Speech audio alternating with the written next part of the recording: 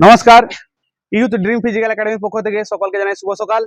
আজকে একটু আগে আমাদের ক্যাম্পের ফলিং সম্পূর্ণ হলো।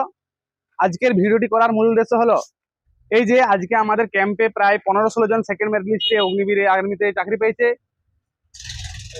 তার মধ্যে দুজন স্টুডেন্ট আমাদের ক্যাম্পের ওনারকে সুমন দাকে একটি সাইকেল গিফট করেছে।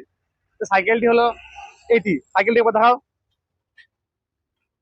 এই সাইকেলটি আমাদের ক্যাম্পের দুজন অগ্নিবীর স্টুডেন্ট সুমন দাকে গিফট করেছে।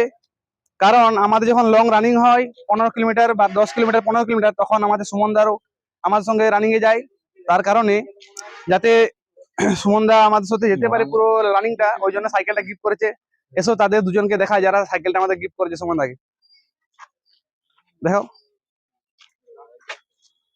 এই দুজন ক্যান্ডিডেট অগ্নিবীর আর্মিতে সিলেক্ট হয়েছে সেকেন্ড মেরিট লিস্টে।